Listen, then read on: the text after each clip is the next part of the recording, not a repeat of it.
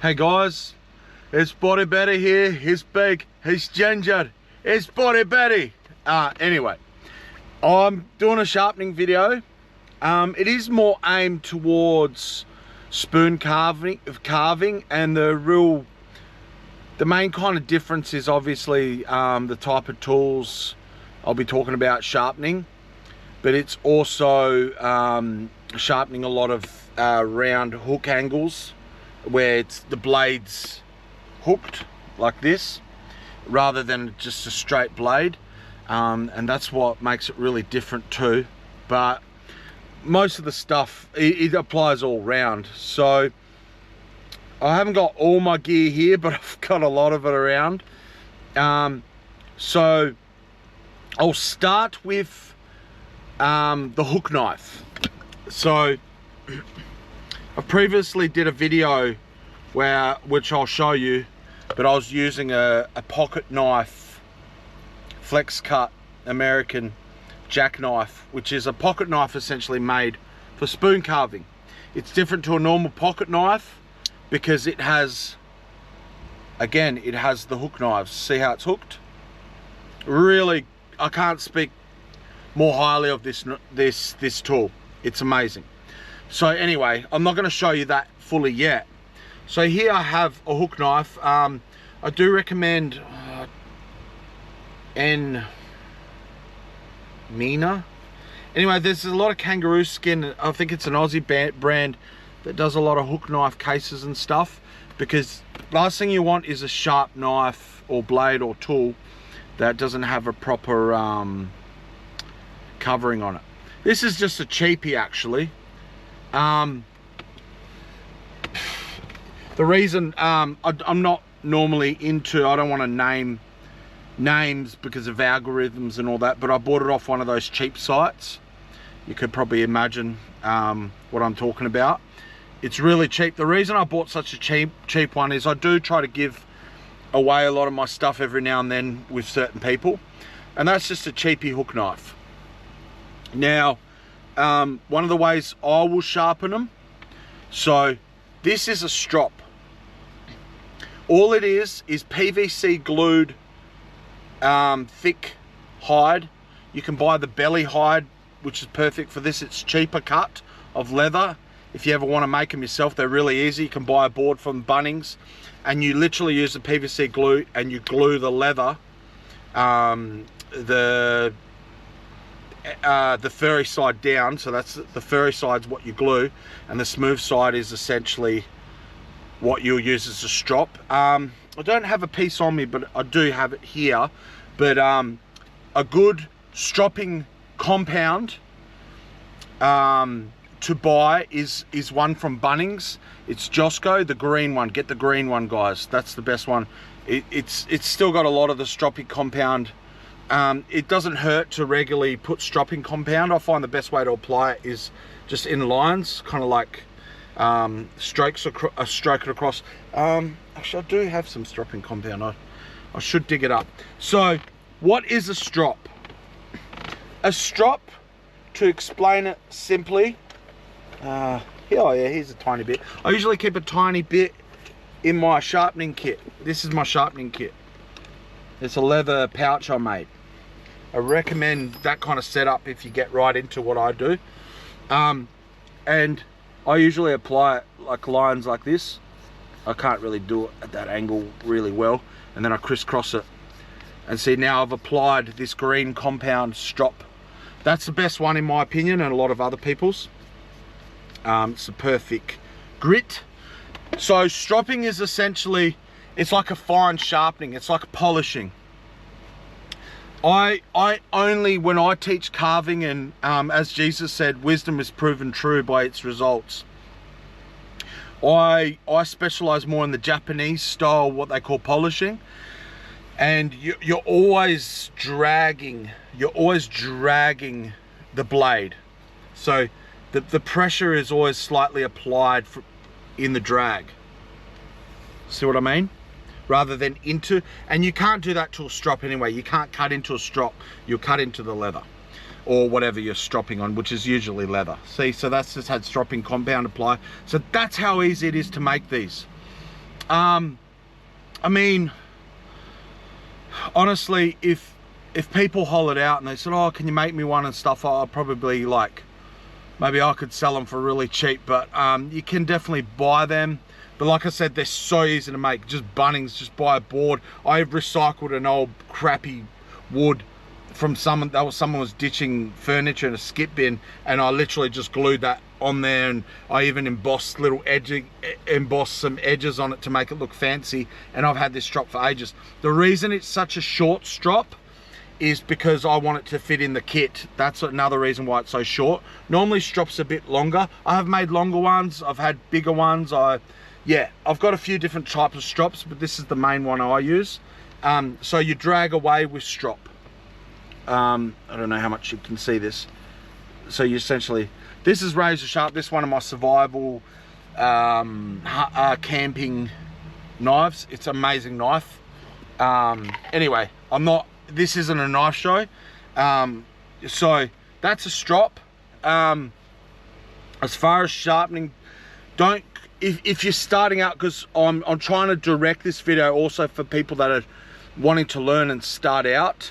So I'm going to try to explain things in a way where you can start out. One of the things I'd recommend if you're starting out is to buy, it's quite hot in my van, I turn my aircon off so it wouldn't be so, I've got these all around the place, but these Easy Lap Diamond Hone and Stone American Easy Lap, highly recommend these. That is a diamond. This one's the super fine, so it's quite fine. And so you have a kit of these and you can nearly sharpen most things. I would even use it on my hook knives. And what I recommend is you work out your angles and you practice. See, I know that's the perfect angle right there, and I can quite naturally move around that angle. Another tool I will use for these, so I'll find it. Again, you don't need a lot of this. Depends what you're getting. Do reach out, like someone's actually reached out, that's why I'm doing this video. Do reach out and ask if you want to know something specific, like what do you mean by this or that.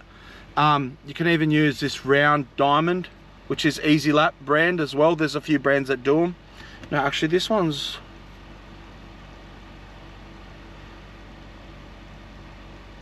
maybe this one might be a Sheffield. Anyway, but you can even use that for the edge.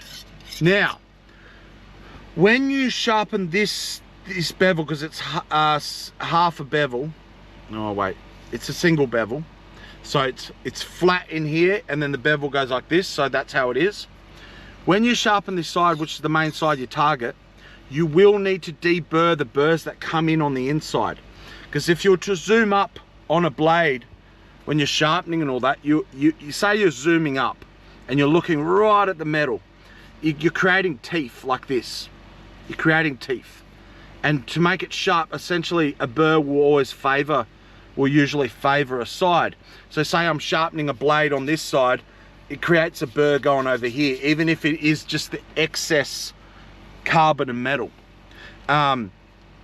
So stropping, essentially what stropping does is when you create that favored burr, which is always there pretty much, you essentially, you're taking away that favored burr and creating optimal sharpness, if that makes sense. So that's what a strop really does. It's like a fine sharpening, a fine tuning. And if you get the right compound like this green one, it's fairly abrasive, so much so that a lot of blades, see, if I've got a good steel, not this one, but if I have a good quality one, like say this one or my other hook knives or whatever, because I just got that one out, I do have better quality ones, I will actually, so this is a round strop, it's just leather, it's from that brand again, the Emu and Mina or whatever it's called, you get from Carbotech. You could probably go directly to their site, but that's a round strop. So it's just this green compound. Where did I put that green compound? It's just that green compound. Oh, there it is. Oh man, it's getting hot in here. Just that green compound, and you apply it on this round strop, just like this. You just get it on there, right? And so if you got a nice steel and you regularly get those angles right, so what, you'll strap this side nice, right? So that the angled side, the main part, you sharpen. And then to get the inside, what you don't do is angle it, because it's flat and you want to keep that bevel and you want this side flat. On the inside, you keep it flat when you strop that inside, and just slightly favor that edge. Just very ever so slightly favor that edge. And you do that regularly, especially to nice steel. It's like a ritual you do, you know. You carve a little bit, you strop. So what I'm doing is I'm following that angle. See, I'm following that angle. I know that angle is about maybe 30 degrees, I don't know, but I know that's the angle because I've been doing this a long time, right? And I'm following that angle, and then a little bit on the inside, and I'm slightly favoring that edge. And that, my friends, if you do that regularly with stropping compound, the green one, with good steel, it'll almost always be sharp. Every now and then, like I do it as well, or maybe it's not that good quality metal, or you're carving really brutal hard stuff like I often do, you will have to put the harder, whether it's diamonds or the round diamond on it. So I hope that makes sense. But again, you could learn, you could sit here, you could listen to me talking about for hours, but it's a matter of getting the gear and getting started, because that's where you really learn, and that's how I learn mostly. So I'll show you some of my stones. This is a nice ceramic lap stone. The brand is Falkniven. It's like a Sweden. I love Swedish stuff, guys. It's a Swedish one. It's ceramic / diamond. It's a nice one. You could use your flat normal blades. So I got that one. I got a bunch of lap stones, diamond stones. I got them everywhere. This is a really nice one, Prater. So I'll show you the stuff properly, just in case you guys want to actually buy some of this stuff, because I do recommend it. This is Arkansas stone. Now, a lot of stones are more better using oil. People pick either oil or water. I love water because it's more Japanese to soak your wet stones in water. You don't use oil. I don't like oil because it's messy. It gets clogged. The reason you use liquids on stones, which, believe it or not, I don't always do it. There's a reason why. It's nothing bad with it. It's just, essentially the reason you use water is because of the slurry combined with the stone and the carbon creates like a sharpening compound liquid, which also cleans out the pores. So if you imagine this is a porous material, if you were to zoom up, which is what gives you the abrasion, which is the chewing power, which eats away at the carbon, eats away at your metal when you're sharpening, it cleans it out. So it keeps your sharpening stones abrasive. Does that make sense? It's nothing to do with cooling or crap like that. Cooling's only when stuff's high speed or moving quick, and yes, that can be a factor too with water, but not with hand stones and stuff. So that's my opinion is, but the thing is, if you start using oil, you're stuck using oil. Where if you use water, you can always go to oil, because once you get oil in a stone, you'll only be using oil with that stone. So you can also contaminate all your other stuff. So I personally recommend, I would say, my opinion, don't use oil, just use water. But hey, that's just me. You're free to use oil. People like their oil stones, people like using oil. So that's some of the stones I use. That's about the strops. I've got all sorts of stuff because I sharpen stuff. This has got a ceramic thing on it. It's okay. I've got all sorts of stuff everywhere. I've even got lots of stuff, sharpening stuff in this pack here. I got wet stones shoved away, everything. Whetstones essentially soak them. Very Japanese, using the clay, the whetstones. What else should I talk about? So, sharpening this jackknife, I'll just explain. So you got that blade. That's the one that's really good for small blades. See that blade? See the curvature? Now, with this kit, you can actually buy a kit with these that I don't have. You can actually buy a stropping kit that fits each blade, which is amazing. It would have helped me to have one, but I'm careful because I understand sharpening well. I can actually sharpen that without a fancy kit. And you might be asking me how. So if I'm just touching it up, I'll use at the right angle, I'll use my strop across it like this. Again, it's got the angle going like this, and then it's straight on the inside. And what I'll do is I'll strop it like this on the outside, give it a good stropping, give it a good stropping, and very so gently. These ones aren't ideal because they're not worn down quite a lot, but then you'll get the diamond and ever so favoring that edge, and you'll very gently with it. No, this one is worn, that's good. And you'll just favor it to get the burr off on the inside. And you also get burr from when a knife bluntens too, and that is always razor sharp. But again, because I'm careful and I understand sharpening, I'm able to sharpen that quite well. The blade, because it's already so razor sharp, I sharpened it today. Maybe it's gross, but I'll do it. Watch me sharpen. My arms are fairly shaved on the outside, but it shaves quite. See the hair's falling? I don't know if you could see. But it's very sharp. And if you've seen my video previous to this one, I did cut myself because I dropped it, but it's fine, the cut's sealing up all right.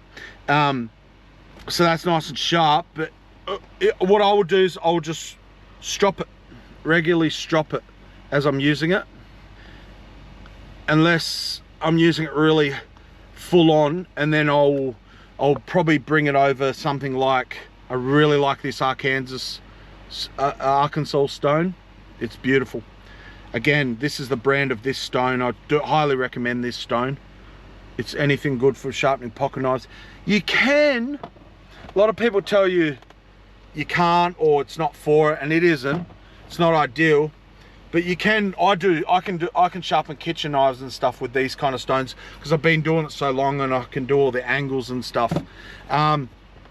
If I'm doing normal size spoons, this is normally the puko. This is the puko knife that I use. It's like a Norwegian bush knife, so it's anything from carving to you know, whatever. And beautiful blade. That's the one I normally carve with. I also have I've made a pouch for it and stuffed little Japanese half bevel knife. So it's got a flat side and a beveled side. I don't know if you can see that on the camera. So there's a beveled side. See how it's flat on the other side? And that one I've had to re-glue and stuff. It's just a cheap Japanese knife, but it's got a good blade. And that one I used to use for years. And it's a great carving knife. What else? Axes. So I'm also showing you the gear. So starting out, I recommend get yourself a hook knife. One, please don't do what I did, and when you start out you buy a hook knife that's more like I don't know how to say it. You want a nice narrow, fairly narrow, like that hook knife, because if you get the real wide one, you can't get deep when you're carving out the bowl unless you want to make more shallow spoons. But I recommend one like that.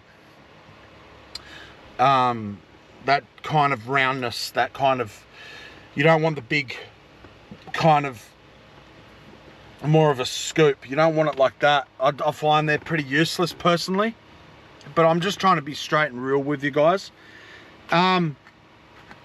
This is the bee's knees of carving axes.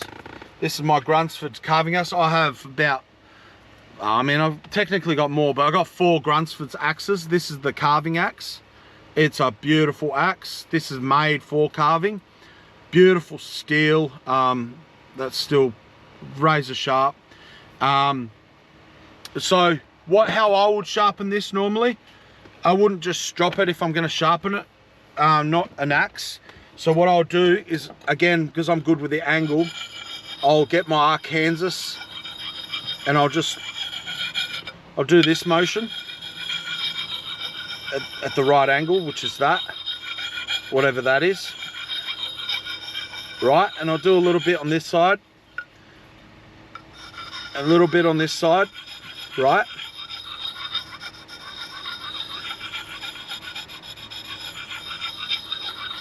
Nice and even across the blade. And then when you finish with the stone, you just a little bit more on the other side, just to even out those burrs. And then I'll strop that. You strop that right now. You strop that. Sorry, just being silly. But so you strop that. We're stropping. One of the mistakes people do when they strop and they're learning is when they strop, they'll curve off. When they come off, you're undoing your work. A strop must be following, you're always following that angle and nothing more, nothing less. Always keep the angle. So when your strop comes off, it never curls. Okay, guys, you hearing me? That's an amateur mistake. So keep that strop flat coming off. That's also why I prefer a firmer strop pad. I find a lot of the suede soft ones, they kind of curve on the blade a little bit, especially when you're putting pressure, where this you can put pressure and it doesn't curve over the blade. Because that will undo your work. See? And then I strop the other side a little bit. And literally what I've just done to this axe, you saw how quick that was. This has just completely made it, wow, razor sharp. And that's ready to go, literally from what I just did. Because again, I don't let it get super blunt and mistreated. So that is a carving axe by Grunsford's. That's the brand. They're expensive. They're over the $300 mark, but I'll highly, if you can afford this kind of gear for spoon carving, as far as axes go, you can't go wrong. The bee's knees. You can get these things razor sharp. Very big difference to, say, just a little hatchet you get from Bunnings or whatever. You can't compare them to a cheap, put on that the wrong way. You cannot compare these to cheap axes. You cannot. They are really good. So the case back on it, so it can't hurt me. Sheath. This isn't all of them, but this is another one I've got that I took out in the other video yesterday. It's tiny, and I'll bring this out when I don't want a lot of heavy gear. And again, it will hold its own, this little axe. So as far as buying gear, please, starting out, get yourself an axe. If you don't do a Grunsford's, maybe just do an axe that isn't complete rubbish. And I can't show you here, obviously, because I'm in my van, but why an axe? So an axe you can use, even though I have a throw as well, which is a tool for splitting wood. An axe you can use for splitting.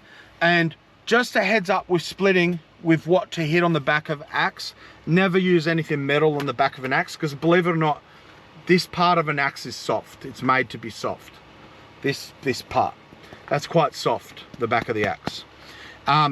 Always, I find one of the best things, even better than a mallet, because a mallet shouldn't be abused, believe it or not, is just find a log. I'll often find a log nearby if you're going to use an axe to split, and just be careful, because these are, you want to use your tools correctly. If you're going to split stuff that's really insane, just get a metal wedge or something and then use a log, or you can make a mallet. And I'll probably do a video soon where I'll make a bush mallet, where you could just bash the back of an axe and not worry about damaging your mallet. So get yourself an axe. Try to get something that's not complete garbage, now that I've showed you some skills on how to sharpen. So get yourself some diamond lapstones, or if you got the money, buy some of the good gear I showed you. Get sharpening, get carving. That's how you're going to learn quickly. Get yourself a hook knife, get yourself a sheath for the hook knife, because you don't want a sharp knife that has no covering. Or I recommend get yourself a jackknife like this, because it's an amazing tool. Where this would fall short where I wouldn't really recommend this is for big spoons. That's where I'd recommend you get a proper, just a hook knife. Okay guys, you can buy pretty good sets with axes and hook knives on like Etsy and stuff, and some brands, and they'll do the job. There's some brands you'll get a whole kit with an axe, stuff, a lot of stuff you don't use, and they'll be in kits but people don't really use. Well, I don't. But make sure you have that hook knife that's that kind of size. That's a really versatile size. I actually think, in my opinion, really small spoons like I've been doing is more of an experience thing, and yeah, like you want something more narrow with a little gouge. But yeah, so you want like that, mainly an axe, good hook knife, and a blade. And even though this is longer because it is a bush knife, a carving blade only has to be about that long. So don't freak out about the length. Normally a better carving blade is a thicker blade because your thumb goes at the back of it, but it's not just that. It's also, the reason they're thicker is because when you're carving, if it's a thin blade, as you're carving into the wood, a thin blade wants to just keep going, where a blade with more of a shoulder, because it's a thicker steel, it actually stops. You can control it. You only cuts what you allow it to. It runs along the wood and only cuts what you allow. That's why normally a good carving knife is a thicker blade. So you can get away with a lot of gear, sure, but you'll quickly learn a lot of the stuff I'm talking about. I'm not talking out of my butt. It's because I have been carving for a while.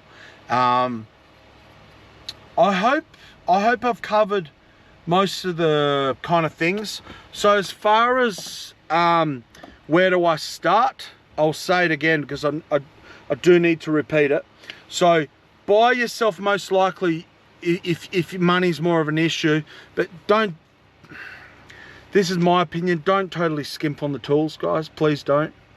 Get stuff that's decent, you know, and put some effort in. And so, and then, oh, the part of spoon carving as well that I want to suggest is kind of getting off topic from sharpening, but don't carve woods you know nothing about. Carve woods that you're like, oh no, this is at least you know something's pine, at least you know it's gum or ash or poplar. Poplar is a great starting wood and ending wood, and what I mean by that, it's fairly easy to work with. It's beautiful, especially the tulip poplar. It's got more figure in the wood. I've got some in the back of my van there. So yeah, so there's a bunch of nuggets I've dropped there for you guys. Just thinking if there's anything I forgot. If there's something more you want to know, guys, those who can reach out, please ask. I like to, oh yeah, so most likely buy yourself a kit that's got good ratings, read the reviews, get a nice kit that's maybe got an axe in it, that's got a hook knife in it. Get these sharpening tools, whether it's these round diamonds, that recommend that. You don't need it, but it's a big part. Maybe even a round strop. I haven't made a round one, but it wouldn't be hard. But get yourself a round strop even. And I know this brand you get from Carbotech, including these sheaves to cover your tools, to cover your hook knife. And yeah, maybe even make a strop or whatever, or buy one or whatever. But I highly recommend spoon carving. It is awesome. It is a really nice feeling. Imagine that you like camping, you sit around campfire. I've had people look at me carving and they're like, oh, I wish I was doing that right now. It's so peaceful and productive, and you end up with this thing. It's like, wow, did you carve that? Yeah, I carved that. What? And they make awesome gifts. But yeah, I hope this video finds you. Thanks guys, Big Borry out.